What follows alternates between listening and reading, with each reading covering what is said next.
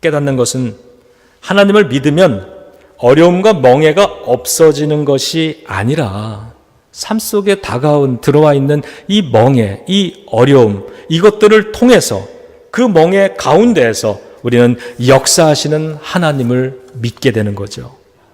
여러분이 잘 아는 요셉이라고 하는 사람은 하나님께 실망할 이유가 참 많은 사람이었습니다. 그 인생 얼마나 실망스럽습니까? 어쩌면 오늘 본문의 첫 구절, 둘째 구절 여기에 해당하는 사람이라는 생각이 들어요. 근데 그 요셉은 연단을 통해서 하나님을 신뢰하는 법을 배웠던 거예요. 노예로 팔려간 그 노예 생활 속에서 하나님을 만나고 감옥 속에서 하나님을 만나는 거예요. 그는 깨닫습니다. 하나님을 믿으면 고난이 없어지는 것이 아니라 고난 가운데에서 구원하시는 하나님을 더욱 굳게 믿게 된다라고 하는 것. 그래서 요셉이 나중에 형들을 만났을 때 그는 눈물을 흘리며 자기의 믿음을 이렇게 설명하잖아요. 형님들은 나를 해치려 하였으나 하나님은 선을 베푸셨다. 히브리서 4장 15절에 보면 하나님은 우리의 아픔을 동정하신다 이런 말이 있습니다. 동정한다. 이 동정이라는 말. sympathy. 제가 대학을 다닐 때 그 레오걸드라고 하는 그룹 사운드가 이 심퍼티라고 하는 노래를 불렀는데 제가 제일 좋아하는 노래 중에 하나입니다.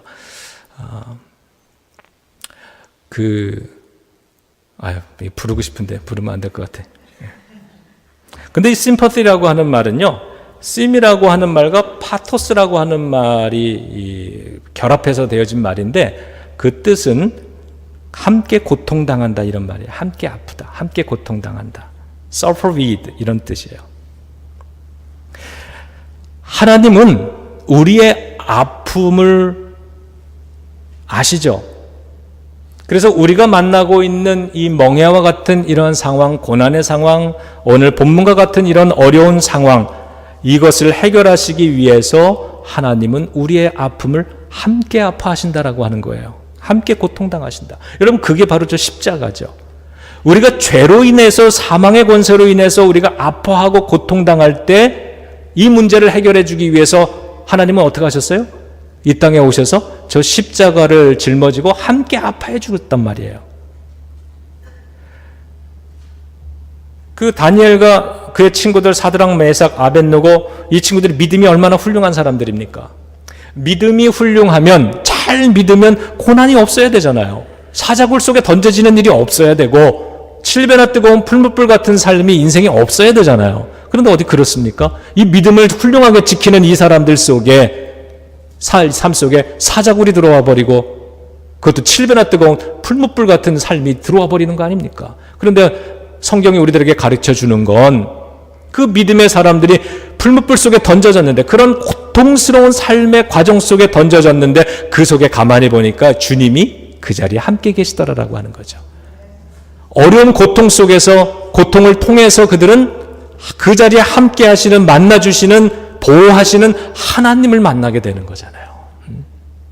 그래서 그 사자굴 속에서 걸어 나올 수 있는 거고, 풀무불을 통과해 나갈 수 있는 거고, 그러는 거잖아요.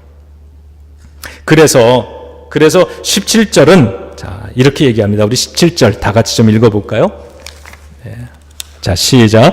여호와의 말씀이니라. 그들이 쫓겨난 자라 하매 시온을 찾는 자가 없은즉 내가 너의 상처로부터 새살이 돋게 하여 너를 고쳐 주리라. 상처로부터 무엇이 돋아나게? 새살이 돋아나게 해주신다 그랬어요. 저는 이 말씀이 너무 좋았어요.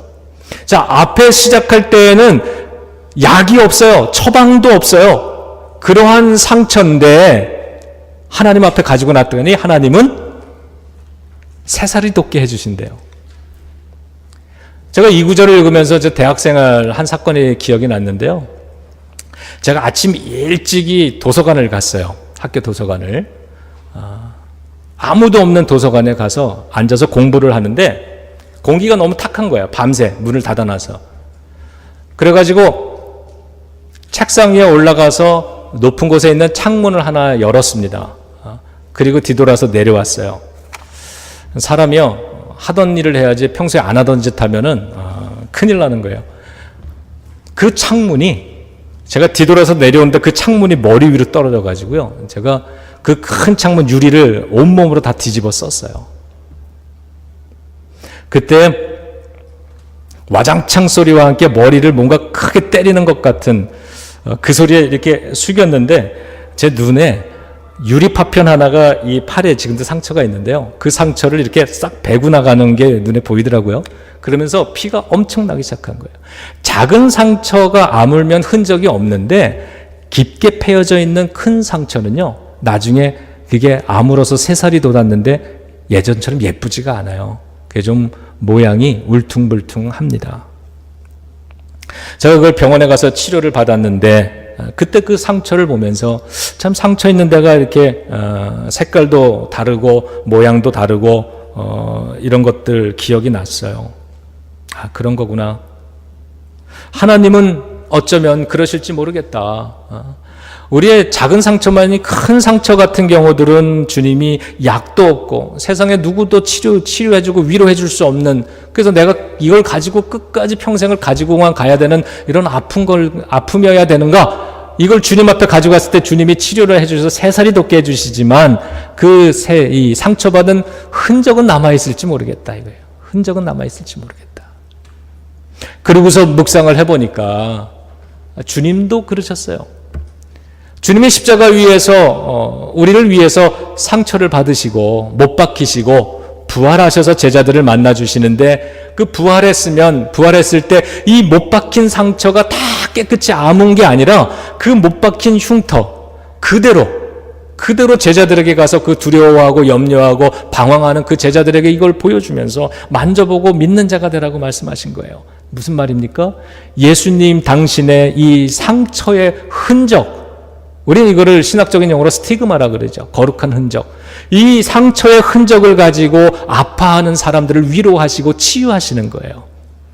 오늘 내 삶에 큰 상처의 흔적은 있어요. 주님이 위로를 해주시고 새살이 돋게 해주셨지만 과거의 사실까지 없어지는 건 아니기 때문에, 기억까지 없어지는 건 아니기 때문에 그것이 마음의 흉터로 남아있지만 그것을 볼 때마다 나를 상처 가운데 아픔 가운데 버려두지 아니하시고 위로해 주시고 이것을 극복하게 해주시고 새살이 돋게 해주신 그 하나님의 은혜를 오히려 감사하면서 찬양하면서 기뻐하면서 살아갈 수 있게 해주신다는 거예요. 그래서 새살이 돋아나는 상처는 흔적은 있지만 아프진 않은 거예요. 그 결과 어떻게 되는 겁니까? 새살이 돋아나게 해주시고 만져주시기 시작하고 고쳐주시기 시작하는 그 17절의 그 하나님, 우리가 어려움을 가지고 17절의 그 자리에 가면 우리 주님은 이렇게 말씀해 주실 것 같아요. 우리 그 목회자들에게, 후배 목사님들, 사모님들에게도 그리고 이렇게 말씀해 주실 것 같아요. 여기까지 잘 왔다. 여기까지 잘 왔다. 오늘 어쩌면 우리가 이 예배를 통해서요, 우리 삶에 있는 상처나 문제들을 가지고 주님 앞에 나아갈 수 있다면, 이것을 주님 앞에 온전히 드릴 수 있다면 주님은 이렇게 얘기해 주실 거예요. 거기에 어루만져 주시며 새살이 돋게 하시며, 그래 너 이거 가지고 참 힘들었지, 참 아팠지, 근데 여기까지 참 잘 왔다. 저는 이 17절의 역사가 투병하는 우리 성도님들에게도 고백되어지는 그러한 구절이기를 주님의 이름으로 축원합니다. 저와 여러분들 우리 모두에게도 이 17절이 체험될 수 있으면 참 좋겠습니다.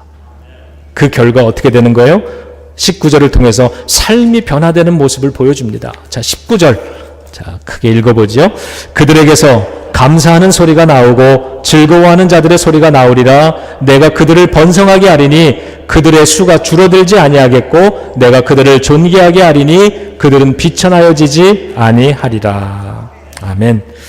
자, 바로 주님이 새살이 돋게 하여 주시는 그 은혜를 체험하면서요, 이스라엘 오늘 본문으로 들어가면 포로로 잡혀가서 70년을 살 거지만 그러나 하나님이 다시 고향으로 돌아오게 해주시는 역사를 말하는 건데, 자, 새살이 돋아나게 되면 그 이후엔 어떻게 되는 거예요? 내가 그 새살의 흔적을 가지고서 주님 앞에 내가 감사하며 새로운 삶을 사는 거죠. 보니까 감사와 즐거움을 말한다 그렇게 했어요. 고난이 끝난 후에는 오히려 전에는요, 입을 열면은 걱정과 근심과 원망과 한숨과 이런 말을 많이 했다면 이 주님의 이 치유하심을 만난 이후에는 오히려 그 고난의 흔적들을 통해서 하나님 감사합니다. 하나님 참 기쁘고 즐겁습니다. 이렇게 말하는 인생으로 변화된다는 거죠. 번성하게 된다. 존귀하게 된다. 여러분, 존귀하게 해주신대요. 똑같은 심한 고난을 당해도, 저 사람, 손가락질 받는 사람이 있죠. 사람들이 그걸 가십의 대상으로 삼고, 막 손가락질하고 이러는 사람들이 있는 반면에, 간혹 어떤 사람들은요, 그 극심한 고난을 딛고 일어서면서 그걸 통해서 어떤 아름다운 가치를 보여주면서, 그래서 오히려 똑같은 고난을 당한 사람인데 많은 사람들이 그 사람을 칭찬하고, 저 사람에게 배우고 싶다고, 저런 사람들 훌륭하다고, 나도 저렇게 되고 싶다고 이렇게 칭찬하는 사람들도 있는 거잖아요. 우리가 우리의 상처를 하나님의 이 만져주심을 통해서 새살이 돋는 이러한 주님의 치유하심을 통하여서 우리는 사람들에게 오히려 존귀하게 되는 것, 그리고 그러한 부모 밑에서 그 모습을 보고 자라는 자손들은 얼마나 또 축복을 받겠습니까? 자손이 잘 되는 축복이 있다고 말을 합니다. 그리고 그 모든 이들이 하나님 앞에 이전보다 더욱 굳게 서게 되는 것이고, 그리고 하나님은 그들을 보호하시고 지켜주신다고 약속해 주시는 거죠. 고난을 통해서 배우는 겁니다. 고난을 통해서 성장하는 겁니다. 여러분, 오늘 이 본문 말씀을 보면서 12절, 13절 같은 이러한 어려움들, 여러분의 지난 삶 속에서 여러분이 경험하셨던 13절, 14절은 무엇이었나를 한번 떠올려 보시기 바랍니다. 그리고 그때 그 상황들을 여러분들이 잘 다루셨는지 잘 못 다루셨는지도 한번 생각해 보고요. 그리고 그 상황에서 경험한 17절의 그러한 하나님의 은혜의 경험은 또 무엇이었는가를 한번 점검해 보시기 바랍니다. 그리고 더 나아가서 앞으로 내 미래의 삶 언젠가 장차 또 이와 같은 일들이 내 삶 속에 혹 일어나게 된다면, 그때 나는 오늘 이 말씀을 읽은 사람으로서 그때 그 상황을 어떻게 대처하고 어떻게 다루어 나가야 할 것인가, 어떻게 할 것인가, 이것도 한번 결심해 보시기 바랍니다. 그리고 마지막으로 지금 현재 그와 같은 12절, 13절의 그러한 상황 속에 있는 우리 주변에 이웃들이 있다면 그들 속에 오늘 하나님의 이 새살이 돋게 하시는 17절과 그것을 통해서 그들의 삶이 이전보다 더욱더 아름답고 축복된 인생이 되는 이 19절의 축복이 이루어질 수 있도록 함께 중보하며 기도해 주시기를 부탁을 드립니다. 자, 기도하겠습니다. 자, 이 시간에 우리 기도할 때에 특별히 성령님의 감동을 따라서 우리 여러분 아픈 곳, 마음이 아프신 일이 있으면은요, 지금 가슴에 손을 얹으시고, 또 질병으로 인해서나 여러분 어디 아픈 곳, 육신에 아픈 곳이 있으면 자, 그곳에 손을 한번 대보시기 바랍니다. 이 손은 여러분의 손이 아니라 나를 위해서, 나를 구원하고 치유하기 위해서 십자가에 못 박히신 그 상처난 자국, 그 성흔 있는 스티그마가 있는 주님의 손이라고 고백하면서, 자, 이제 주님이 우리의 상처를 아십니다. 주님 앞에 우리의 상처를 고백해 봅니다. 하나님, 내가 이렇게 아파요. 내가 이렇게 어려워요. 하나님, 정말 미치도록 힘들고 외롭습니다. 억울합니다. 이 억울함을 판결해 줄 재판관 같은 사람도 없는데, 주님, 이것 주님께 가지고 갑니다. 세상 어디에서 우리가 위로를 받겠습니까? 하나님의 아픔과 이 상처 치료받기를 원합니다. 이 시간에 주님께서 이것을 어루만져 주셔서 상처난 곳마다 새살이 돋아나게 하여 주시옵소서. 새살이 돋아나면 그 흔적을 볼 때마다 우리는 감사하고 기뻐하고 주님이 나를 이렇게 만져주셨다고, 주님이 나를 이렇게 도와주셨다고 우리는 즐거워하며 살아갈 것입니다. 하나님, 우리는 무너지지 않습니다. 하나님의 말씀하신 대로 번성하게 될 것입니다. 고난을 통해서, 상처를 통해서 우리는 비천해지는 것이 아니라 그것을 통해서 더욱 존귀하게 될 것이고, 우리 뒤에 똑같은 어려움을 당하고 똑같은 질병을 당하는 사람들에게 우리는 희망이 될 수 있을 것입니다. 이러한 모습으로 살아갈 때 하나님, 우리의 자녀들이 이 모습을 보고 하나님을 배우게 될 것입니다. 자손이 잘 되고 우리 모든 하나님 앞에 굳게 서게 될 것이며, 그러한 자들을 하나님은 끝까지 보호하여 주실 것을 믿습니다. 이 시간에 치유를 위해 기도하겠습니다. 주님, 사랑합니다. 이 시간에 예수 그리스도의 십자가의 보혈로 자신의 아픔을 가지고, 상처를 가지고, 질병을 가지고 하나님 앞에 고백하며 나아가는 모든 하나님의 백성들을 긍휼히 여겨주시고, 그 십자가의 보혈로 머리끝부터 발끝까지 덮어주시며 성령의 치유의 기름 부음으로 하나님 덮어주시고 씻어주셔서 깨끗이 나음을 입게 하여 주시옵소서. 상처받은 곳마다 주님의 은혜로 새살이 돋아날 수 있기를 원합니다. 하나님의 모든 아픔이 우리를 지배하는 것이 아니라 주님의 은혜가, 주님의 치유하심이 이 모든 상처를 지배하실 수 있기를 원합니다. 하나님, 새살이 돋아나게 하여 주시옵소서. 예수 그리스도의 이름으로 우리를 묶고 있는 모든 흉악의 결박은 떠나갈지어다. 예수 그리스도의 이름으로 명하니 질병은 떠나갈지어다. 우리를 고통스럽게 만들어 우리를 묶어놓고 있는 이 통증들 예수 그리스도의 이름으로 명령하니 옮겨질지어다. 아버지 하나님, 주님의 치유의 역사가 우리 아픈 가슴마다, 아픈 인생마다, 상처난 육신마다, 질병마다 찾아와 주셔서 새살이 돋아나게 해주심을 믿습니다. 고쳐주실 것을 믿습니다. 불 한가운데를 지나는 성도들을 지켜주셔서 그 속에서 혼자 걷는 것이 아니라 우리를 동정하시는, 우리와 함께 하시는 그 자리에서 고통을 함께 나누시는 하나님을 만남으로써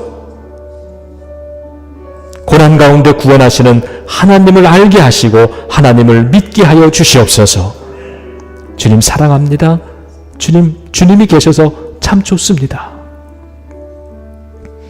우리 기도하는 성도들 긍휼히 여겨주시고, 이 시간 우리가 주님께로 가지고 나아가는 사랑하는 사람들의 이름을 받아주시사 그들의 삶을 축복하시고 그들의 삶에도 새살이 돋아나게 하여 주시옵소서. 세상이 줄 수 없는 위로, 하나님만이 주시는 하늘로부터 내려오는 그 위로, 그 치유, 그 기적의 주인공 되어 살아가고자 합니다. 주님 감사합니다. 이 모든 말씀을 우리 주 예수 그리스도의 이름으로 간절히 기도드리옵나이다.